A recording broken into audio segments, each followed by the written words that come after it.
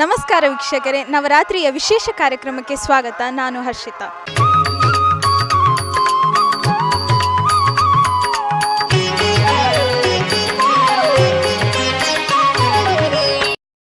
ಹಿಂದೂ ಧರ್ಮದಲ್ಲಿ ಹಬ್ಬಗಳು ಸಾಲು ಸಾಲಾಗಿ ಬರುವುದು ರೂಢಿ. ಅದರಲ್ಲಿಯೂ ನವರಾತ್ರಿಯನ್ನು ದೇಶದ ವಿವಿಧೆಡೆ ಹಲವು ರೀತಿಗಳಲ್ಲಿ ಆಚರಿಸುತ್ತಾರೆ. ಅದಕ್ಕೆ ಹಿನ್ನೆಲೆ ಕಥೆಗಳು ಬಹಳಷ್ಟಿವೆ. ಭೂಲೋಕದಲ್ಲಿ ರಾಕ್ಷಸರ ಅಟ್ಟಹಾಸ ಮಿತಿ ಮೀರಿ ಅಧರ್ಮ ಅನ್ಯಾಯಗಳು ನೆಲೆ ನಿಂತಾಗ ದೇವಿಯು ದುರ್ಗೆಯ ಅವತಾರವನ್ನು ಅವತರಿಸುತ್ತಾಳೆ. ಆಗ ದುರ್ಗೆಯು ವಿವಿಧ ರೂಪಗಳಲ್ಲಿ ಬಂದು ಒಬ್ಬೊಬ್ಬ ರಾಕ್ಷಸರನ್ನು ಸಂಹಾರ ಮಾಡುತ್ತಾಳೆ ಎಂದು ಪುರಾಣಗಳಲ್ಲಿ ಉಲ್ಲೇಖವಾಗಿದೆ. ನವರೂಪ ತಾಳಿದ ದುರ್ಗೆಯನ್ನು ನವರಾತ್ರಿಯ 9 ದಿನಗಳಲ್ಲಿ ಪೂಜಿಸಲಾಗುತ್ತದೆ. ನವರಾತ್ರಿಯು ದುಷ್ಟರನ್ನು ಸಂಹಾರಗೈದು ನ್ಯಾಯ ನೀತಿಯನ್ನು ನೆಲೆಮಾಡಿದ ದಿನಗಳೆಂದೇ ಹೇಳಲಾಗುತ್ತದೆ. ಹಾಗೆಯೇ ನಾವು ಇಂದು ನವರಾತ್ರಿಯ ಸಂದರ್ಭದಲ್ಲಿ ಕಾಪುವಿನ ಹಳೆ ಮಾರಿಯಮ್ಮ ದೇವಾಲಯದಲ್ಲಿದ್ದೇವೆ. ಬನ್ನಿ ದೇವಿಯ ದರ್ಶನವನ್ನು ಮಾಡೋಣ.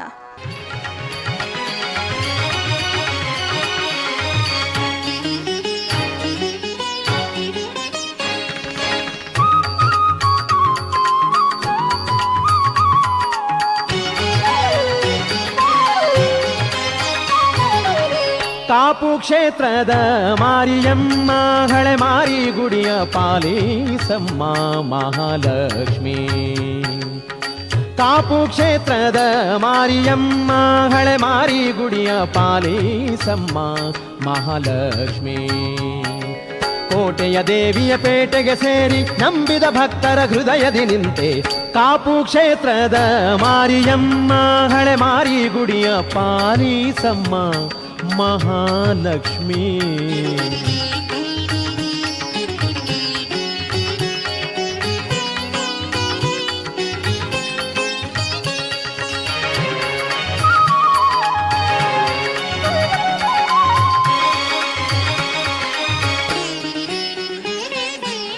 ಸರ್ವಾಭರಣ ಭೂಷಿತೆ ಶ್ರೀ ಮಹಾಲಕ್ಷ್ಮಿ ಸ್ವಾಮಿ ಜನಾರ್ದನ ಸೇವಿತೆ.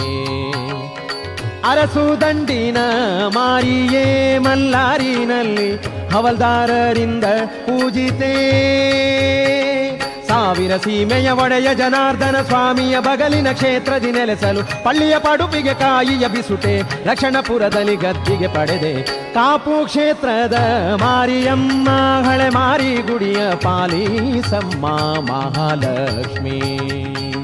ಕಾಪು ಕ್ಷೇತ್ರದ ಮಾರಿಯಮ್ಮ ಹಳೆ ಮಾರಿ ಗುಡಿಯ ಪಾಲಿಸಮ್ಮ ಮಹಾಲಕ್ಷ್ಮಿ.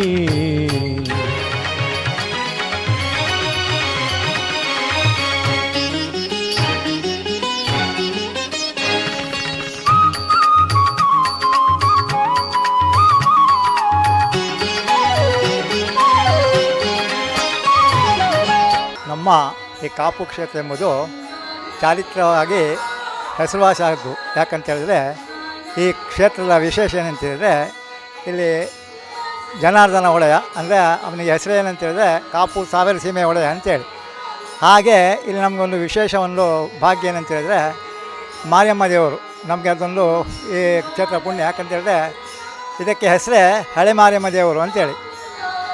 ಇದು ಇವತ್ತಿನಿಂದಲ್ಲ, ಸಾಧಾರಣ ಟಿಪ್ಪು ಸುಲ್ತಾನ ಕಾಲಕ್ಕಿಂತಲೂ ಮೊದಲಿಂದಲೂ ಈ ಆರಾಧಿಸ್ಕೊಂಡು ಬಂದ ಈ ದೇವರಾಗಿರ್ತದೆ.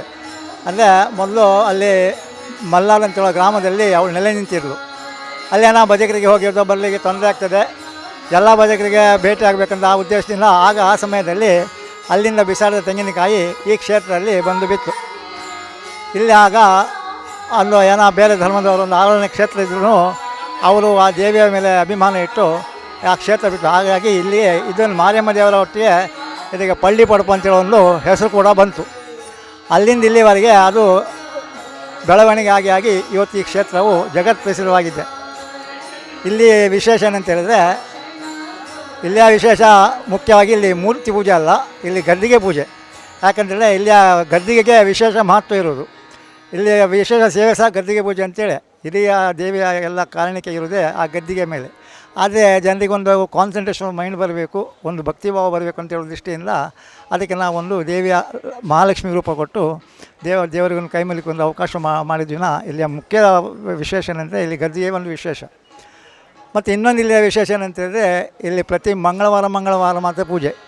ಬೇರೆ ದಿನ ಪೂಜೆ ಇಲ್ಲ. ಇದೊಂದು ಯಾವ ಕ್ಷೇತ್ರದಲ್ಲಿಯೂ ಈ ರೀತಿಯ ಒಂದು ವಿಶೇಷತೆ ಇಲ್ಲ. ಇಲ್ಲಿ ಭಜಕರಿಗೆ ಮಂಗಳವಾರ ಮಾತ್ರ ಅವಕಾಶ.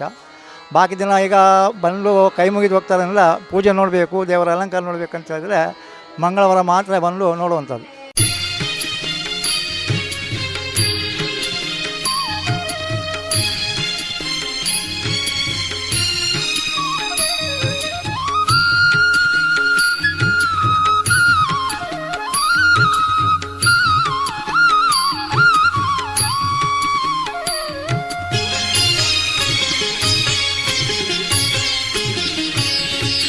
ಸಂತೋಷದಿ ನಗುತಿಹಳು ಮಾರ್ಯಮ್ಮ, ಸಂತೋಷದಿ ನಗುತಿಹಳು ಮಾರ್ಯಮ್ಮ ದೇವಿ, ಸಂತೋಷದಿ ನಗುತಿಹಳು ಮಾರ್ಯಮ್ಮ ದೇವಿ, ಸಂತೋಷದಿ ನಗುತಿಹಳು ಮಾರ್ಯಮ್ಮ.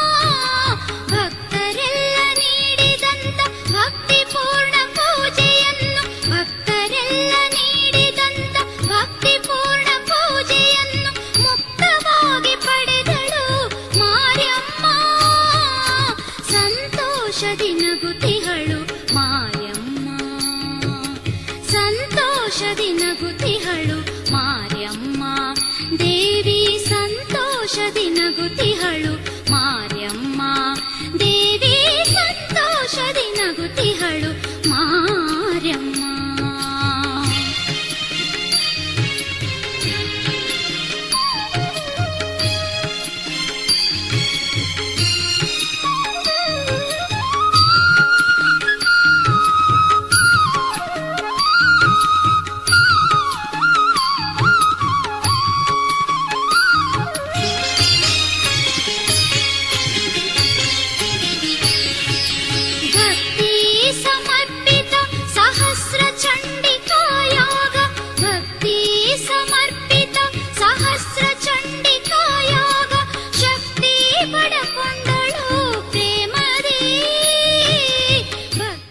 ಇನ್ನು ಇಲ್ಲಿ ಇನ್ನೊಂದು ವಿಶೇಷ ಅಂತ ಹೇಳಿದ್ರೆ, ಇಲ್ಲಿ ಮಾರಿ ಪೂಜೆ ಅಂತ ಒಂದು ಕಾರ್ಯಕ್ರಮ ಆಗ್ತದೆ.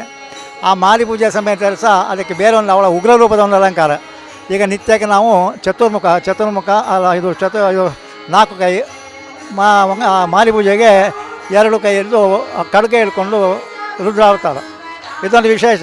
ಮಾರಿ ಪೂಜೆ ಸಮಯ ಹೇಗಂತ ಹೇಳಿದರೆ ಮಂಗಳವಾರ ಮತ್ತು ಬುಧವಾರ 2 ದಿನ ಕಾರ್ಯಕ್ರಮ ಇರುತ್ತೆ. ಹಾಗಾಗಿ ಈ ಕ್ಷೇತ್ರ ಒಂದು ಎಲ್ಲ ಕ್ಷೇತ್ರಗೊಂದು ವಿಭಿನ್ನವಾದ ಕ್ಷೇತ್ರ ಅಂತ ನಾವು ಹೇಳ್ಕೊಳ್ಬೋದು. ಅಲ್ಲದೆ ಈಗ ಇತ್ತೀಚಿನ ದಿನಗಳಲ್ಲಿ ನಮ್ಮ ಭಜಕ ವೃಂದವರ ಸಂಖ್ಯೆ ಜಾಸ್ತಿ ಆಗೋದಾಗೆ ಇಲ್ಲಿ ಒಂದು ಅಭಿಪ್ರಾಯಪಟ್ಟ ಪ್ರಕಾರ ಈಗ ಅನ್ನಸಂತರ್ಪಣೆ ಸಾಗ್ತಾಯಿದೆ. ಯಾರು ಬಂದವರು ಶಾಲಾ ಮಕ್ಕಳಿಗಿಂದ ಹಿಡಿದು ಬಂದವರು ಯಾರ ಡಿವೋಟಿಸ್ಗಳನ್ನು ನಾವು ಇಲ್ಲಿ ವಾಪಸ್ ಮಾಡೋದಿಲ್ಲ. ಎಲ್ಲ ದೇವರ ಅನ್ನಪ್ರಸಾದ ಸ್ವೀಕಾರ ಮಾಡಿಕೊಂಡು ದೇವರ ಭೇಟಿ ಮಾಡಿ, ಮತ್ತು ಇಲ್ಲಿ ಯಾವ ಮಹತ್ವ ಯಾವ ಸೇವೆಗೆ ಇಲ್ಲಿ ಒತ್ತಾಯ ಇಲ್ಲ. ಜನರು ಸ್ವಾಭಿಮಾನದಿಂದ ಅವರಾಗಿ ಮಾಡ್ತಾರೆ. ಅವರು ಸೇವೆ ಮಾಡಲಿಲ್ಲ ಅವರು ಊಟ ಮಾಡಬಾರ್ದು, ಅಥವಾ ಅವರು ಸೇವೆ ಮಾಡಲಿಲ್ಲ ಅವ್ರನ್ನ ದೇವರ ದರ್ಶನದಲ್ಲಿ ಕೇಳಬಾರ್ದು ಅಂತೇಳುವ ಇದು ಯಾವುದೇ ಒಂದು ನೀತಿ ನಿಯಮ ಇಲ್ಲ. ಯಾರು ಬಂದರೂ ಯಾವ ಬಡವ ಬರಲಿ ಯಾರು ಶ್ರೀಮಂತ ಬರಲಿ ಒಂದೇ ರೀತಿಯಾಗಿ ನಾವು ಅವರನ್ನು ಕಂಡುಕೊಂಡು ಅವರ ಏನು ಮನೋಭಿಷ್ಟ ಉಂಟು ಅವರಿಗೆ ತೃಪ್ತಿಯಾದ ರೀತಿಯಲ್ಲಿ ನಾವು ದರ್ಶನದಲ್ಲಿ ಕೇಳಿ ಅವರನ್ನು ವಾಪಸ್ ಕಳಿಸ್ತಾ ಇದ್ದೇವೆ. ಇದೊಂದು ಈ ಕ್ಷೇತ್ರದ ಮಹಾತ್ಮೆ. ಇದು ನಿಜವಾಗಿ ನಮ್ಮ ಕಾಪು ಸೀಮೆಯ ಜನರಿಗೆ ಒಂದು ಭಾಗ್ಯದ ಸಂಗತಿ. ಯಾಕಂತೇಳಿದ್ರೆ ಕಲಿಯುಗದಲ್ಲಿ ಮುಖ್ಯವಾಗಿ ಮಾರಿಯಮ್ಮ ಮತ್ತು ನಾಗದೇವರು ಪ್ರತ್ಯಕ್ಷ ದೇವರು ಅಂತ ಹೇಳೋ ಪ್ರತೀತಿ. ನಾನು ನಂಬಬೇಕು, ನನಗೆ ಅದು ನಂಬಿದರೆ ಮಾತ್ರ ನಮಗೆ ಏನಾದರೂ ಕುರು ಸಿಕ್ಕಿದರೆ ಮಾತ್ರ ನಾನು ನಂಬ್ತೇನೆ ಅಂತ ಹೇಳಿದರೆ ಅವಳು ಕನಸಿನಲ್ಲಿ ಬಂದು ಕಾಣ್ದುಂಟು, ಅದು ಅವಳ ಸೌಮ್ಯ ರೂಪ ಕಂಡುಂಟು. ಅಥವಾ ಬೇರೆ ನಾವು ಕೆಲವರಿದ್ದಾರೆ, ನಾವು ಉಗ್ರ ರೂಪ ಸಮೇತ ಕೊಂಡು ಜನರನ್ನು ಇಲ್ಲಿ ನಂಬುವಂತೆ ಮಾಡುವ ಇದು ಶಕ್ತಿ ಇದು. ಅದಕ್ಕೆ ಅವಳಿಗೆ ವಿಶೇಷವಾಗಿ ನಾವು ಕಲಿಯುಗದ ದೇವರು ಪ್ರತ್ಯಕ್ಷ ದೇವರು ಅಂತ ಹೇಳ್ತೇವೆ. ಹಾಗೆ ನಾಗ ಸಹ ಪ್ರತ್ಯಕ್ಷ ದೇವರ, ಹಾಗೆ ಕಲಿಯುಗದಲ್ಲಿ ನಮ್ಮ ಮಾರಿಯಮ್ಮ ಸಹ ಪ್ರತ್ಯಕ್ಷ ದೇವರು. ಯಾವ ಭಕ್ತರು ಇವತ್ತಿಗೂ ಕ್ಷೇತ್ರದ ವಿಶೇಷ ಅಂತ ಹೇಳಿದ್ರೆ, ಯಾರು ಇಲ್ಲಿ ಬಂದು ಭಕ್ತಿಯಿಂದ ಶ್ರದ್ಧೆಯಿಂದ ಬೇಡಿಕೊಂಡು ಹೋಗ್ತಾರೆ ಅವರ ಖಂಡಿತ ಎಲ್ಲ ಮನೋಗತಗಳು ಹೇಳಿಕೊಂಡು ಅವರು ಸಂತೋಷಪೂರ್ವವಾಗಿ ಹೋಗುವಂಥದ್ದು ನಿಸ್ಸಂಕೋಚ. ಹಾಗಾಗಿ ಈ ಕ್ಷೇತ್ರದಲ್ಲಿ ಇವತ್ತಿಗೂ ದಿನಕ್ಕೆ ಭಕ್ತರ ಸಂಖ್ಯೆ ಹೆಚ್ಚಾಗ್ತಾ ಹೋಗಿ ಈ ಕ್ಷೇತ್ರ ಜಗತ್ಪ್ರಸಿದ್ಧ ಆಗೋದ್ರಲ್ಲಿ ಯಾವುದೇ ಸಂದೇಹ ಇಲ್ಲ ಅಂತ ನನ್ನ ವೈಯಕ್ತಿಕ ಅಭಿಪ್ರಾಯ. ಇವತ್ತಿನ ನವರಾತ್ರಿಯ ವಿಶೇಷದಂದು ದೇವಿಯನ್ನು ಹೂವಿನ ಅಲಂಕಾರದಲ್ಲಿ ನೋಡಿದ್ದಾಯಿತು. ಇನ್ನಷ್ಟು ಪೂಜಾ ವಿಧಾನಗಳನ್ನು ನೋಡೋಣ ಒಂದು ಸಣ್ಣ ವಿರಾಮದ ನಂತರ.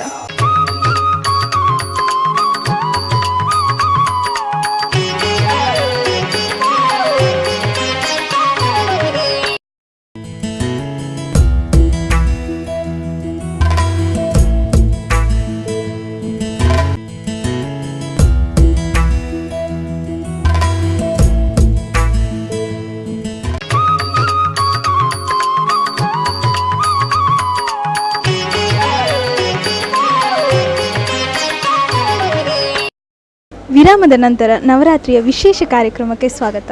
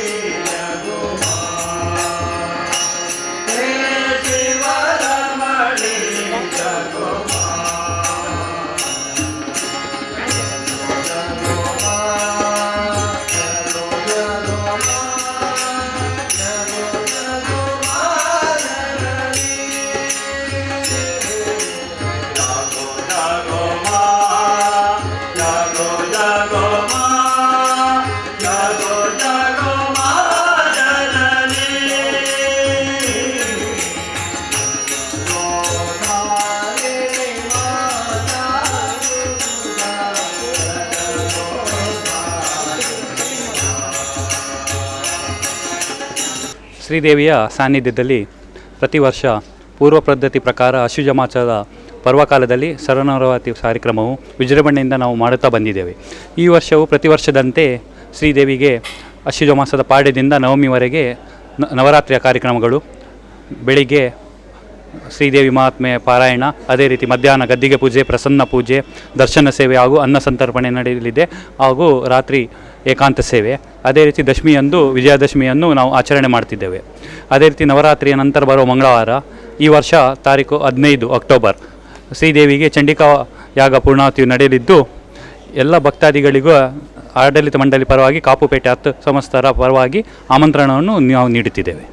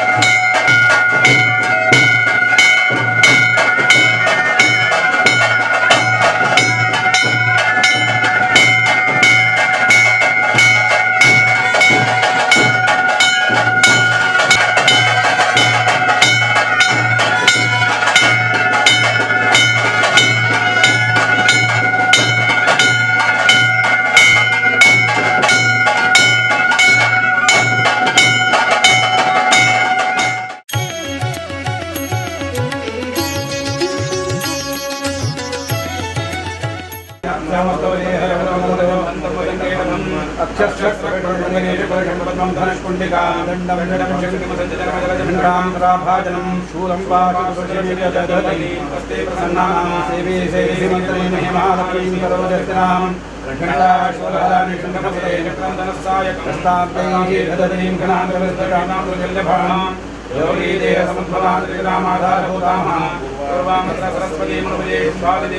ಸರ್ವಮಂಗಲಮಾಂಗಲ್ಯೇ ಶಿವೇ ಸರ್ವಾರ್ಥಸಾಧಕೆ ಶರಣ್ಯೇ ತ್ರ್ಯಂಬಕೆ ದೇವಿ ನಾರಾಯಣೀ ನಮೋಸ್ತುತೇ ದೇವಿ ವಿಶ್ವಾಧಾರಣಿ ತ್ರೈಲೋಕ್ಯವಾಸನಾಮಿ ತ್ರೈಲೋಕಾನಾಂ ವರದಾ ಭವ. ಅಮ್ಮ ಮಹಾಕಾಳಿ ಮಹಾಸರಸ್ವತಿ ಮಹಾತಾಯತ್ರ ಮಾಮೂಲು ಪ್ರಕಾರ ನವರಾತ್ರಿಯಲ್ಲಿ 6ನೇ ದಿವಸ ಚಂಡಮುಂಡ ದುರ್ಗಾ ಪೂಜೆ ಮಾಡಿ ಪಾರಾಯಣ ಮಾಡಿ ಪ್ರಸನ್ನ ಪೂಜೆ ಕಟ್ಟದೆ ಇದನ್ನೇನು ಸಂತೋಷದಿಂದ ಸ್ವೀಕರಿಸಿ ಇದರಲ್ಲಿ ನಮ್ಮಿಂದ ಏನಾದ ಹೆಚ್ಚು ಕಡಿಮೆಯಲ್ಲಿ ಕ್ಷಮಿಸಿ ನಿನ್ನ ಸಂಪೂರ್ಣ ಅನುಗ್ರಹ ಇಡೀ ಪೇಟೆ ಮೇಲೆ ಇದ್ದು ಈ ಪೇಟೆಯವರೆಗೆ ಆಯುರಾರೋಗ್ಯ ಭಾಗ್ಯವನ್ನು ಕೊಟ್ಟು ನಿನ್ನ ಸ್ಥಳದಲ್ಲಿ ಬಂದಂತಹ ಭಕ್ತಾದಿಗಳಿಗೆ ಅವರವರ ಇಷ್ಟಾರ್ಥಗಳವರು ಮನಸ್ಸನ್ನು ಸಂತೋಷಪಡಿಸಿ ಈ ಸ್ಥಳದಲ್ಲಿ ಹೇಳಿದ ವಾಕ್ಯವನ್ನು ಸತ್ಯಪಡಿಸಿ ಇನ್ನು ಈ ಸ್ಥಳವನ್ನು ಬೆಳಗ್ಗೆ ಉದ್ಧರಿಸಿ ಕಾಪಾಡಿ ಪೂರ್ಣಾವಧಿಯವರೆಗೆ ನಮ್ಮಿಂದ ಏನು ವಿಘ್ನವಿಲ್ಲದೆ ನಿರ್ವಿಘ್ನದಿಂದ ಸೇವೆಯನ್ನು ತೆಗೆದುಕೊಂಡು ಎಲ್ಲರನ್ನೂ ಸಂತೋಷನ ಉತ್ತರೋತ್ತ ಬಡಿದು ಮಾಡುತ್ತಾ ಭಾರ ಮಾಡಿ.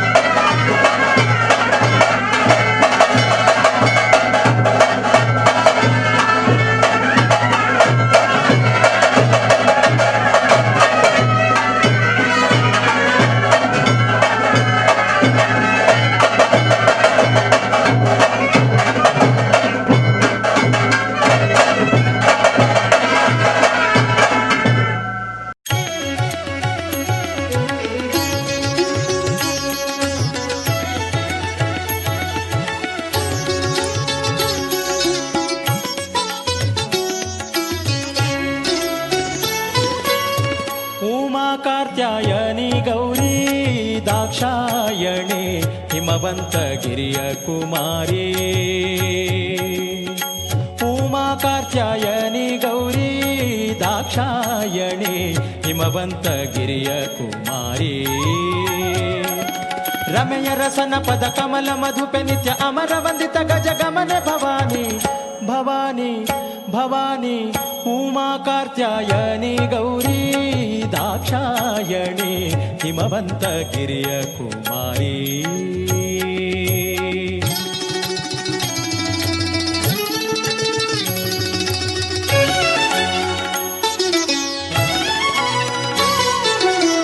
पन्नगधरन राणी परम पावने ಕಾಪು ಶ್ರೀ ಹಳೆ ಮಾದೇವ ದೇವಸ್ಥಾನದ ಶರನ್ನವರಾತ್ರಿ ಪ್ರಯುಕ್ತ ವಿಶೇಷ ಪೂಜೆಗಳು ನಡೀತಾ ಇದೆ. ಅದೇ ರೀತಿ ನಾವು 1992ನೇ ಇಸ್ವಿಯಲ್ಲಿ ಚಂಡಿಕಾಯಾಗ ದಿವಸ ಸಾಮೂಹಿಕ ಅನ್ನ ಸಂತರ್ಪಣೆಯನ್ನು ಪ್ರಾರಂಭ ಮಾಡಿದೆವು. ಅದರ ಮುಂಚೆ ಖಾಲಿ ಚಂಡಿಕಾ ಹವನ ಮತ್ತು ಪ್ರಸಾದ ವಿತರಣೆ ಮಾತ್ರ ಇತ್ತು. ಆ ಸಮಯದಲ್ಲಿ ಗೋಕುಲ ಶ್ರೇಣಿಯವರು ಆಡಳಿತ ಮುಕ್ತರಾಗಿರುವ ಸಮಯದಲ್ಲಿ ನಾವು ಚಂಡಿಕಾ ಹೋಮ ದಿವಸ ಸಾರ್ವಜನಿಕ ಅನ್ನ ಸಂತರ್ಪಣೆ ಪ್ರಾರಂಭ ಮಾಡಿ ಅದರ ನಂತರ 1996ನೇ ಇಸ್ವಿಯಲ್ಲಿ ಪ್ರತಿ ಮಂಗಳವಾರವೂ ಬಂದ ಭಕ್ತಾದಿಗಳಿಗೆ ಅನ್ನ ಸಂತರ್ಪಣೆ ಕಾರ್ಯವನ್ನು ಇವತ್ತಿನ ದಿನ ತನಕ ನಡೆಸಿಕೊಂಡು ಬರ್ತಾ ಇದ್ದೇವೆ. ಶ್ರೀದೇವಿ ಅಪ್ಪಣೆ ಪ್ರಕಾರ ಈ ನಡೆಯುವ ಕಾರ್ಯಕ್ರಮವನ್ನು ನಮ್ಮ ಕಾಶಿ ಮಠಾಧೀಶರು ಸುಧೀಂದ್ರ ಸ್ವಾಮಿಗಳ ಅನುಗ್ರಹದಿಂದ ಪ್ರಾರಂಭವಾದ ಈ ಕಾರ್ಯಕ್ರಮ ಮುಂದೆಯೂ ದೇವಿ ನಡೆಸಿಕೊಂಡು ಬರುವ ರೀತಿಯಲ್ಲಿ ನಮಗೆ ಅನುಗ್ರಹ ಮಾಡ್ತಾಳೆ ನಮ್ಮ ಖಂಡಿತ ವಿಶ್ವಾಸ ಇದೆ. ಅದೇ ರೀತಿ ಪ್ರತಿದಿನವೂ ಪ್ರತಿ ಮಂಗಳವಾರದಂದು 1,500ದಿಂದ 2,000-3,000 ತನಕ ಜನ ಬಂದು ಅನ್ನಪ್ರಸಾದ ಸ್ವೀಕಾರ ಮಾಡ್ತಾರೆ. ಅದೇ ರೀತಿ ಪ್ರತಿ ಮಂಗಳವಾರ ಮತ್ತು ನವರಾತ್ರಿ 9 ದಿವಸ ವಿಶೇಷ ಕಾರ್ಯಕ್ರಮಗಳು ನಡೀತಾ ಇದೆ. ದುರ್ಗಾಷ್ಟಮಿಯ ದಿವಸ ಸಂಜೆ ಸಾಮೂಹಿಕ ದುರ್ಗಾ ನಮಸ್ಕಾರ, ರಾತ್ರಿ ಶ್ರೀದೇವರ ದರ್ಶನ ಮುಂತಾದ ಕಾರ್ಯಕ್ರಮಗಳು ನಡೀತದೆ. ಅದೇ ರೀತಿ ಈ ಕಾಪುವಿನ ಮಹಾನ್ ಇತಿಹಾಸದಲ್ಲಿ ನಮ್ಮ ಕಾಪು ಶ್ರೀ ಹಳೆ ಮಾರಿಯಮ್ಮ ಪ್ರಥಮವಾಗಿ ಪ್ರಾರಂಭವಾದ ಈ ಕಾಪು ಶ್ರೀ ಹಳೆ ಮಾರಿಯಮ್ಮ ದೇವಸ್ಥಾನವು ವಿಶೇಷ ರೀತಿಯಲ್ಲಿ ಗದ್ದಿಗೆಯ ಪ್ರಭಾವವನ್ನು ಹೊಂದಿ ಬಂದ ಎಲ್ಲ ಭಕ್ತಾದಿಗಳಿಗೆ ಅವರ ಎಲ್ಲ ರೀತಿಯ ಆಶೆ ಆಕಾಂಕ್ಷೆಗಳನ್ನು ಪೂರೈಸುವ ರೀತಿಯಲ್ಲಿ ಅನುಗ್ರಹ ಸಿಗ್ತದೆ. ಅನುಗ್ರಹ ಸಿಗ್ತದೆ ನಾವು ಎಣಿಸ್ತಾ ಇದ್ದೇವೆ. ಅದೇ ರೀತಿ ಬಂದ ಭಕ್ತರು ಏನು ಬೇಡಿಕೆಯನ್ನು ಇಡ್ತಾರೋ ಆ ಬೇಡಿಕೆಯನ್ನು ನಮ್ಮ ತಾಯಿ ಪೂರೈಸ್ತಾ ಇದ್ದಾಳೆ. ಅದೇ ರೀತಿ ಇಲ್ಲಿ ದರ್ಶನ ಸೇವೆಯಲ್ಲಿ ಬಂದ ಭಕ್ತಾದಿಗಳಿಗೆ ವಿಶೇಷವಾಗಿ ಅನುಗ್ರಹ ಸಿಗ್ತದೆ. ಒಂದು ಚೆಂಡು ಮಲ್ಲಿಗೆ ಹೂವಿನಿಂದ ಪ್ರೀತಿ ಪಾತ್ರರಾಗುವ ನಮ್ಮ ಭಕ್ತಾದಿಗಳು ದೇವಿಯ ವಿಶೇಷ ಅನುಗ್ರಹಕ್ಕೆ ಪಾತ್ರರಾಗ್ತಾರೆ. ಇದೀಗ ನವರಾತ್ರಿಯ ವಿಶೇಷ ಕಾರ್ಯಕ್ರಮದಲ್ಲೊಂದು ಸಣ್ಣ ವಿರಾಮ.